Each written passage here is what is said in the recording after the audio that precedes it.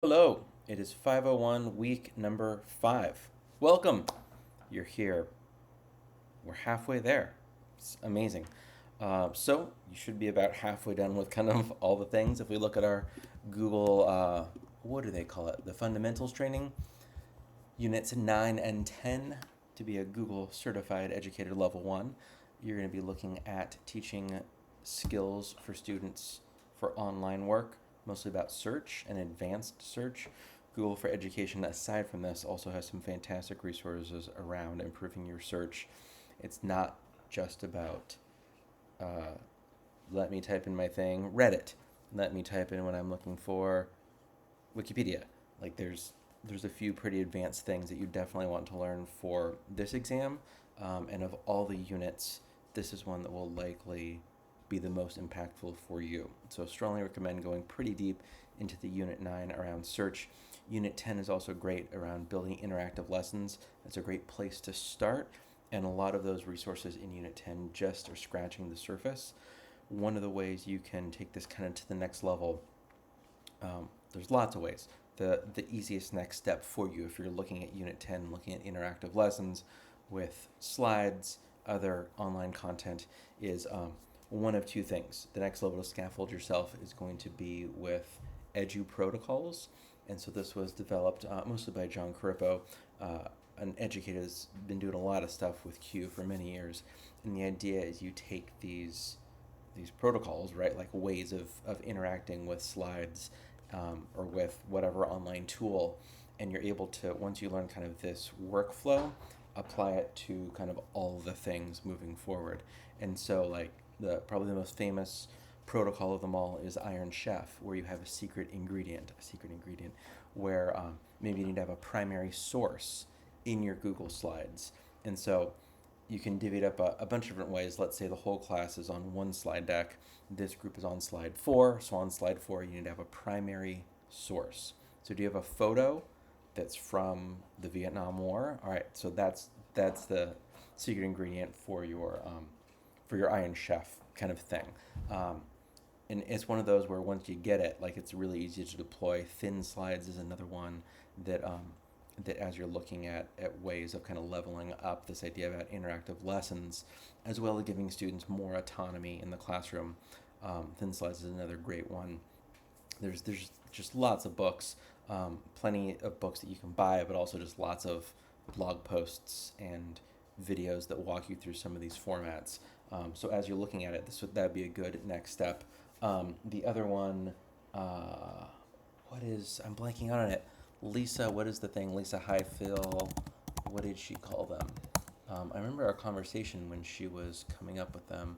It is, oh, this is gonna drive me bananas. Um, Next, what are her books? Hyperdocs.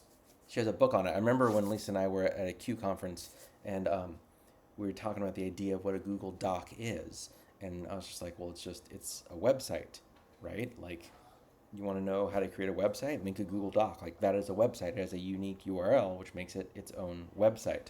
And that kind of blew her mind, and she took that with two other teachers. I think they were all tech coaches at the time in Pleasanton, and they turned it into this HyperDocs thing and just like ran with this idea that you can link anything to anything. That you can have like one Google Doc as kind of a starter, branch off to another Google Doc, which branches off to a video that goes to a slide deck.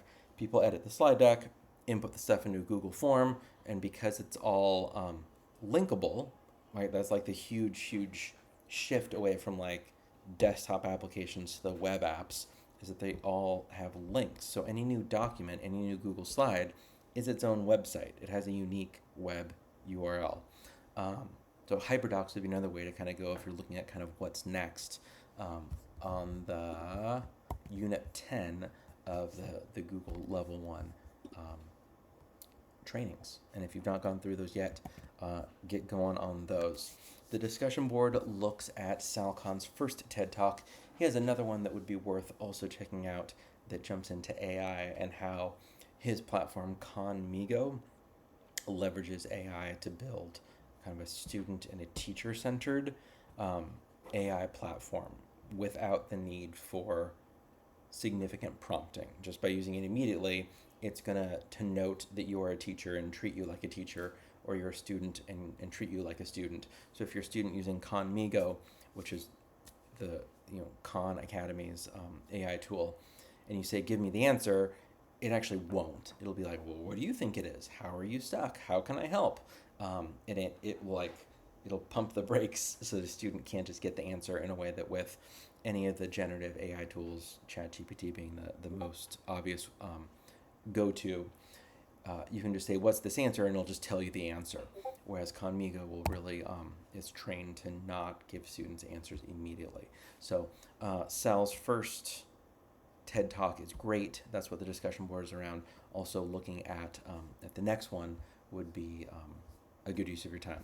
Not that you have extra time, I get that. I'm throwing kind of extra things at you, but that's also kind of what the video is about. So your assignment, you are making an instructional screencast. You're going to be using Google Slides and the Screencastify plugin. When you're doing this, right off the bat, it's going to look like there's not much in week 5, but again, there's 7 steps in the Google Doc that walk you through that assignment, and each step has 1 or 2 things to watch or to read. So if you look at week 5 and you're like, oh, there's not much. No. Click on the Google Doc and start going through some of that stuff right away, because there's a lot to be had about that. And particularly, so Ramsey Musallam, it was in this class, right, that you had his TED Talk. He designed this assignment and the idea around cognitive load and how we do online instruction with students. We're actually doing like a direct instruction lesson, which is different from me just kind of giving you an overview and kind of being your host for these 8 weeks. When you're actually giving a direct instruction lesson, being really mindful of cognitive load, what you're saying, what students are hearing, and then what they're seeing and how that all plays out is important. And there's fantastic resources for that. The rubric's really simple.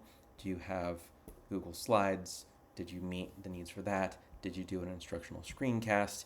Is it no longer than 5 minutes? No longer than 5 minutes for week 5, right? It needs to be under that to get full credit on the rubric.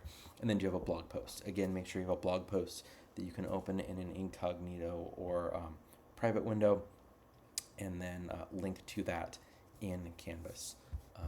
And that's all. That's what we've got for this week. If you have questions, reach out. Otherwise, happy week